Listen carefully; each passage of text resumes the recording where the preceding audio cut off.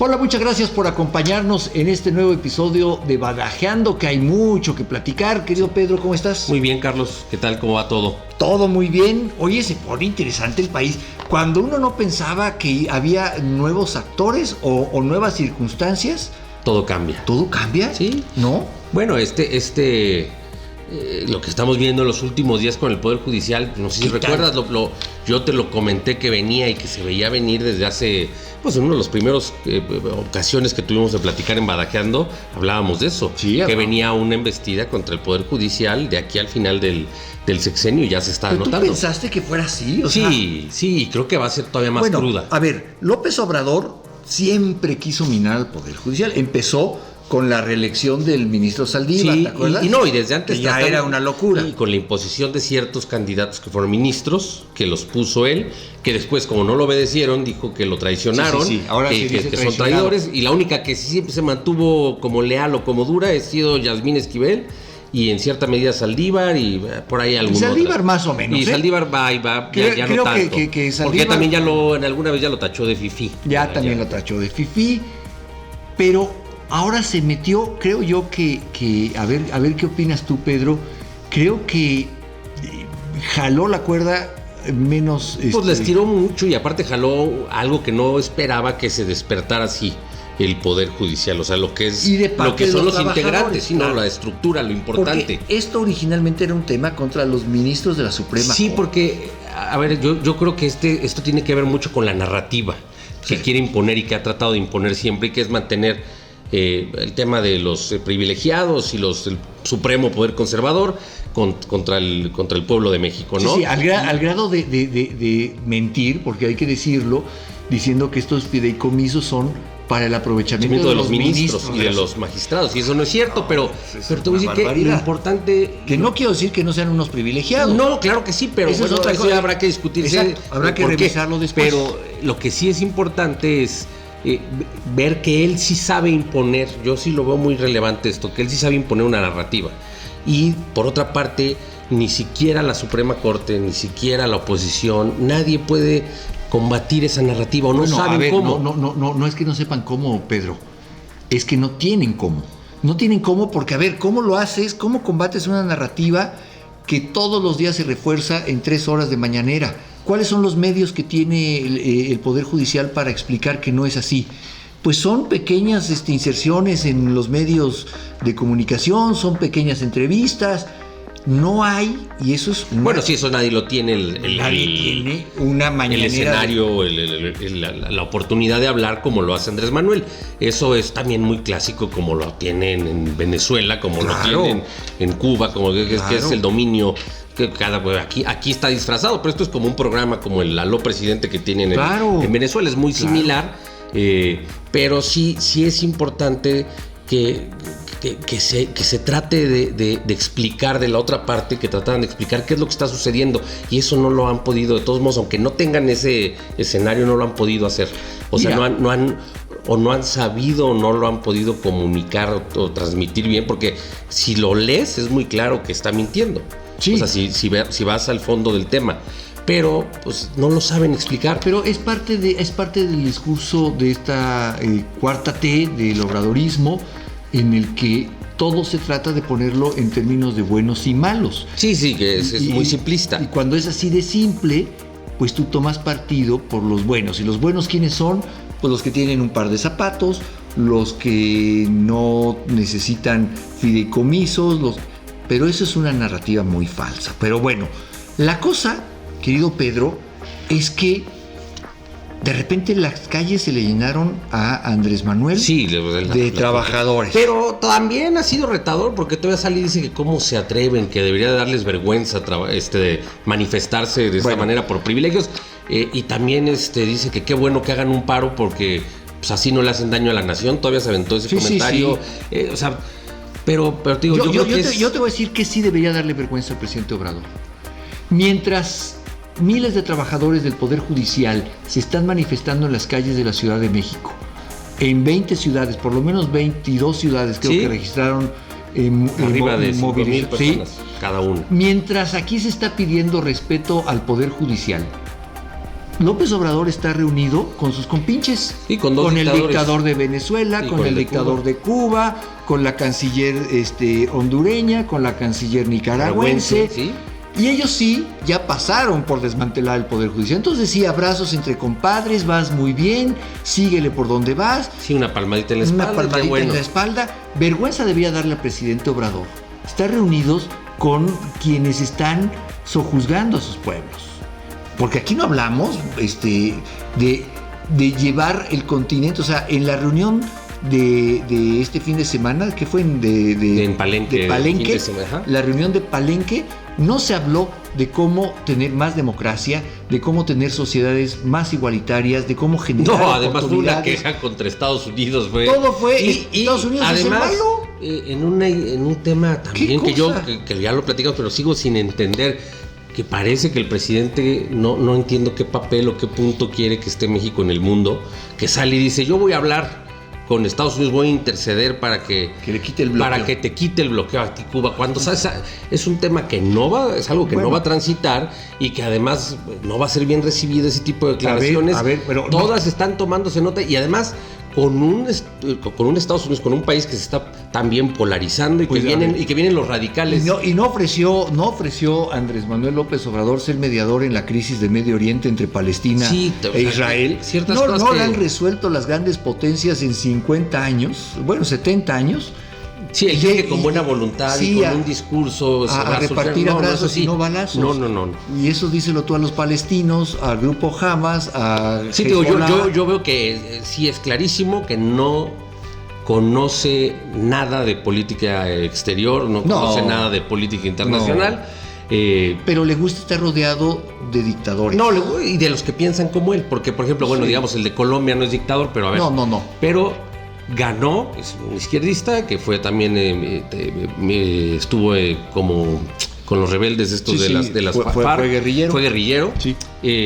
Pero también es una persona que ya está muy cuestionada al interior de su país y que está buscando cómo salvarse porque tiene la acusación de haber recibido dinero ilegal en su campaña, y no solo dinero ilegal, sino del crimen organizado. Claro, bueno. Entonces, y se van y se rodean y se abrazan y entre ellos se apapachan para sentirse cómodos. Fueron 14 los resolutivos que firmaron en esta reunión de Palenque. Ninguno apunta a fortalecer la democracia en el continente. Ninguno apunta a generar mejor empleo o generar mejor educación y capacitación para mejores empleos. Ellos hablaban de combatir la migración y, como tú bien apuntas, solo se dedicaron a decir que todo es culpa de Estados Unidos. Sí. Y Estados Unidos... Y bueno, y otra que también fue importante o interesante, que ofrece sus programas a Latinoamérica como un ejemplo para salir adelante, cuando también... Sembrando vida y jóvenes... Sí, jóvenes, además... ¿cómo se llama? Jóvenes construyendo el futuro. Pero que además no son políticas públicas realmente, porque no tienen una estructura real, no tienen evaluación, no se sabe cómo se están implementando, o sea, no hay una... No han generado riqueza.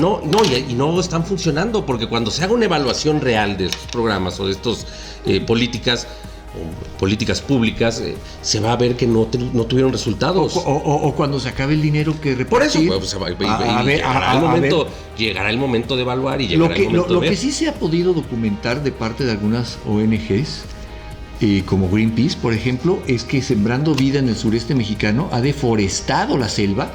¿Por qué? Porque a un campesino le pagan por reforestar la selva. ¿Y qué sucede? Entonces llegas, deforestas la selva y vas con papá gobierno y dices, oye, voy a sembrar arbolitos aquí. Muy bien, te voy a dar dinero. Y siembran arbolitos, pero los vuelven a... y decía también que va a compartir sus experiencias positivas en energías renovables. Ándale. Pues, ¿cuáles energías renovables? Si ha sido el principal enemigo de la energía renovable, si se ha vuelto a carbonizar la energía aquí en México, se ha volteado a cosas, pues, como Incluso, fíjate, está a punto de caerse... Ahora sí que hemos hablado de todo, Pedro. Está a punto de caerse la famosa compra de Iberdrola, ¿sabías? Sí. No hay dinero para pagarla porque todos los que la iban a financiar, incluyendo la banca privada que le iba a prestar al gobierno, se han dado cuenta que eso está sobrevalorado, que no hay forma de que eso sea un negocio Y en una de estas, Iberdrola se le cae la venta. Ya cayó la de Banamex. Sí. Nadie habla aquí de Banamex. Y sí, se fue para abajo. Se fue para abajo. Y hay otro que creo que también va a resonar en unos meses, que es este tema de Vulcan Materials, que es la empresa que tiene unos terrenos ahí también en el sureste, y que le quiere expropiar el gobierno, que dice que porque va a ser una reserva natural. Y entonces esta empresa ya volteó, ya mandó cartas, ya se filtraron. ¿Son los que hacen las piedras estas para las vías del tren? Sí. Porque había una bronca, ¿te acuerdas? Que luego Sí. ahora se la estamos comprando a Cuba. El balastro, ¿cómo le llaman eso? Sí, para el... Para el sí. Tren Maya. Ahora resulta que se lo estamos comprando a Cuba porque no le gustó comprárselo a una empresa, creo Americana. que canadiense. No, esta es americana, es unos terrenos, y entonces dice que o aceptan su expropiación, o que les va a pagar, o entonces va a declararlo como reserva natural. Dice, yo voy a dejar depositados en el juzgado los 6,000 millones de pesos. ¿Cómo ves? Pero la empresa ya volteó, ya fue con el Departamento de Estado en Estados Unidos, ya buscó al embajador aquí también, y ese problema no ha salido tanto, pero va a ser algo que le va a estallar a López Obrador en los próximos meses, y con las consecuencias que esto implica para los que quieren invertir en México. Van a decir, pues ¿cómo voy a invertir si en cualquier momento me quitan mi negocio? Claro. ¿No? Vamos a hacer una pausa, Pedro, porque ahora sí, Badajeando nos ha salido de chile, mole y pozole. Sí. Pero vamos a hacer una pausa y seguimos hablando de Badajeando, porque este país da todavía para mucho más.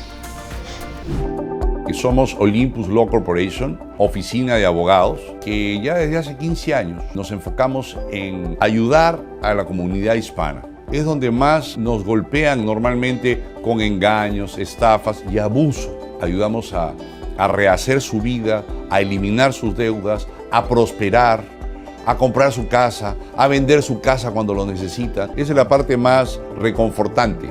Ayudar al cliente hasta el proceso final, para que se vuelva a reinsertar en la sociedad, vuelva a tener créditos y continúe con su vida financiera saludable. Háblanos, te vamos a ayudar.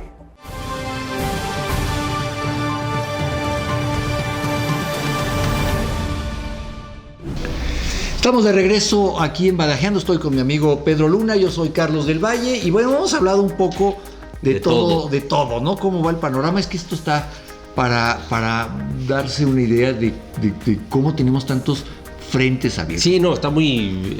Pero a ver, ¿en qué tendríamos que ir concentrándonos para los próximos días? ¿Tú crees que haya algunos focos rojos que hay que estar pendientes? Bueno, te digo, este tema de la empresa norteamericana, yo creo que va a tener implicaciones en las próximas semanas. En momentos en que tenemos abiertos paneles de solución de controversias, sí, importantes, con el acero, con los transgénicos, en el tema energético, sí, que son muy importantes y que podrían resultar un verdadero dolor de cabeza para la economía mexicana. Sí, y viene este tema que yo creo que va a tener alguna resonancia en los próximos días, semanas. Luego el tema del Poder Judicial va a seguir, va a continuar. Sin lugar a dudas, porque se espera que en los próximos días esto entre al Senado. Sí. Bueno, ya aceptó la ministra la invitación que le hicieron para ir a dialogar sobre este tema. Yo tengo una duda.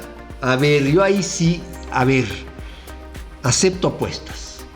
¿Cómo va a votar Sánchez Cordero, la exministra? Es que Sánchez Cordero, exministra de la Suprema Corte de Justicia, con una pensión de la Suprema Corte de Justicia de cerca de 600,000 pesos, ella misma lo ha admitido en su declaración patrimonial, ex secretaria de Gobernación, ahora senadora de Morena.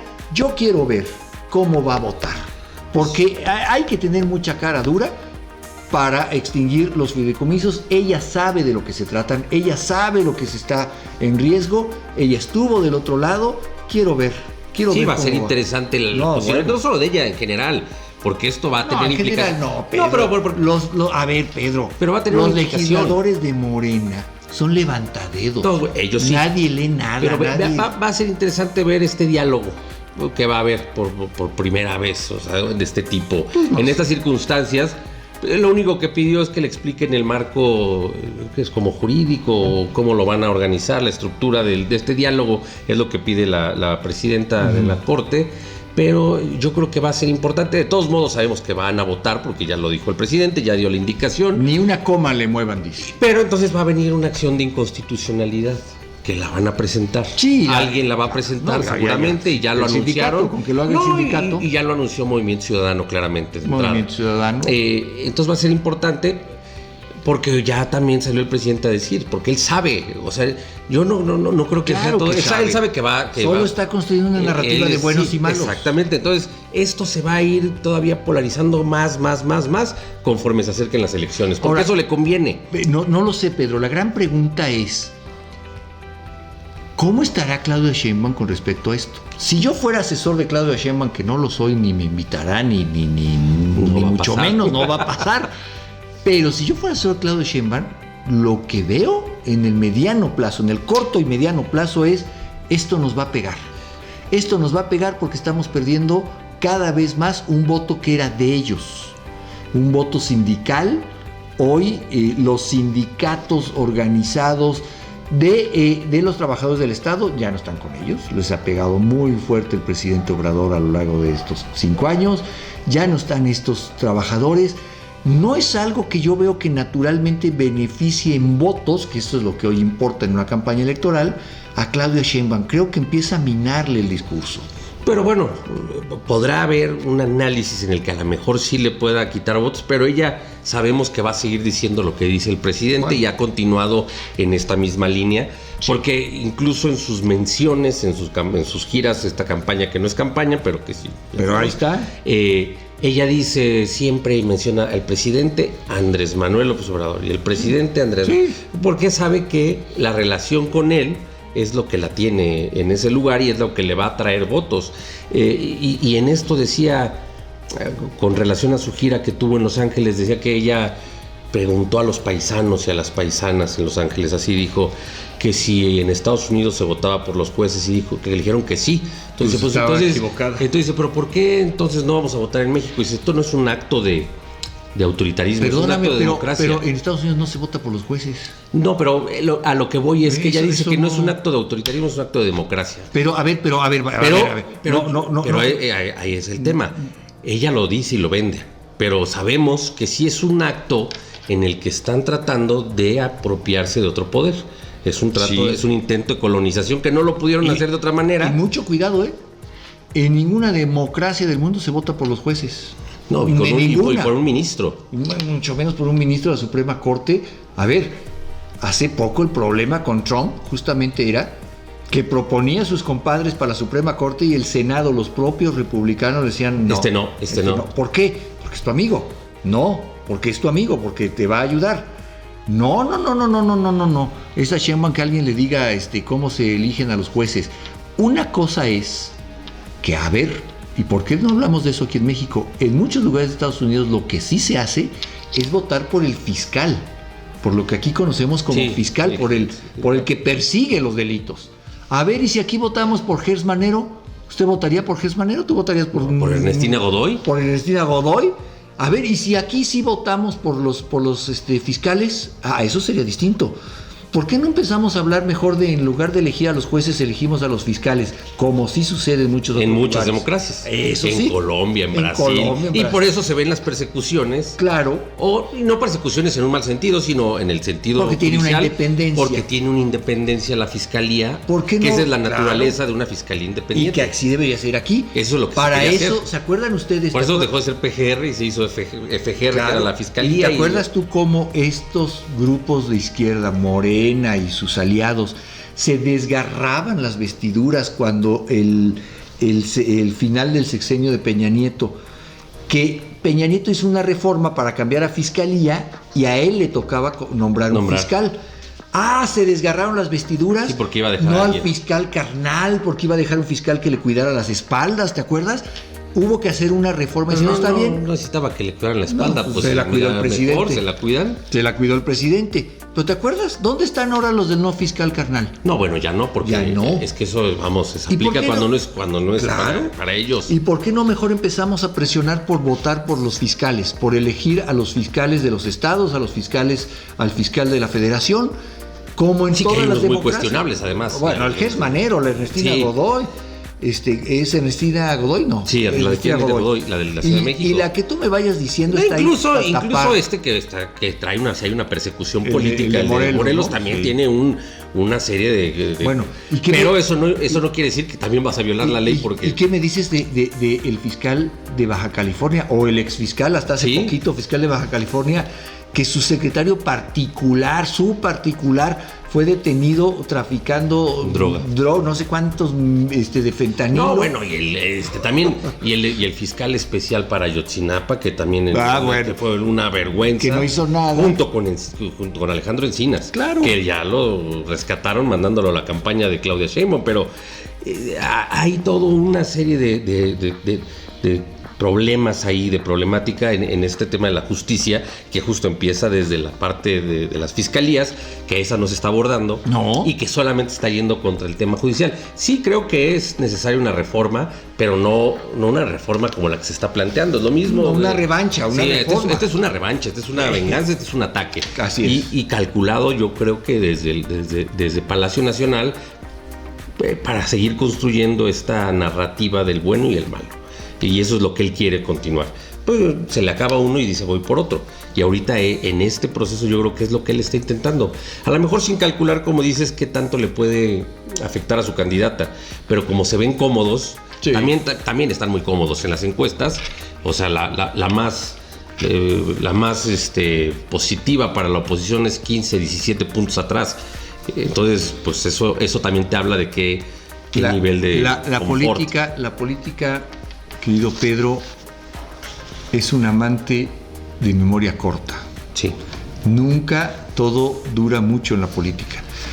Pues pregúntaselo al propio Obrador. No, bueno, y aparte... Cada vez que salió una elección presidencial, a las dos anteriores a la del 18, salía con una ventaja irremontable y perdió. Pero aparte también, yo siempre lo he pensado, México tiene una memoria corta, muy histórica, muy corta.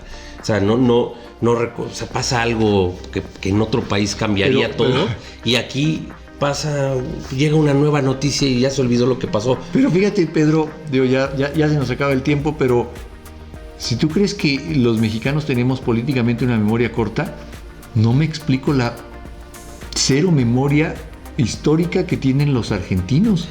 Uno de sus candidatos es el ministro de Economía. No, pero fíjate, que los decía, tiene con una inflación del 300%. Pero lo decía en una entrevista muy, muy buena antes de terminar. Decía José Mujica, el expresidente Pepe Mujica, el de Uruguay, que es muy reconocido, y ves que da conferencias por todas partes, pero le hacían una pregunta justo unos días antes de la elección de Argentina y decía, mira, Argentina, eso es lo que lo hace especial y distinto. Dice, solamente en Argentina puedes tener un ministro de Economía que tiene a la economía como está, con la posibilidad y aspirando a ser presidente. Dice, y eso se explica solamente por el fenómeno del peronismo. Dice, porque el peronismo es una bestia y es una historia distinta en Argentina, y eso es muy cierto. Porque si no, en ningún otro país, ni siquiera en México, ahí sí no creo que en México pudiera presentarse. Tienes a un ministro de Economía, un secretario de Hacienda que llegue con el 300% de inflación, va a terminar el año en 400 y cacho por ciento, y su principal promesa de campaña es: vamos a sacar la economía de Argentina adelante. Solo se explica por eso. Solo los argentinos. Sí, eso sí nos ganaron. Querido Pedro, se nos ganó también el tiempo, pero pues ya tendremos otro badajeando. Me da mucho gusto compartir contigo, pero nos escuchamos a la próxima. Yo soy Carlos del Valle. Yo soy Pedro Luna. Hasta luego. Adiós. Este segmento fue presentado por Olympus Law Corporation.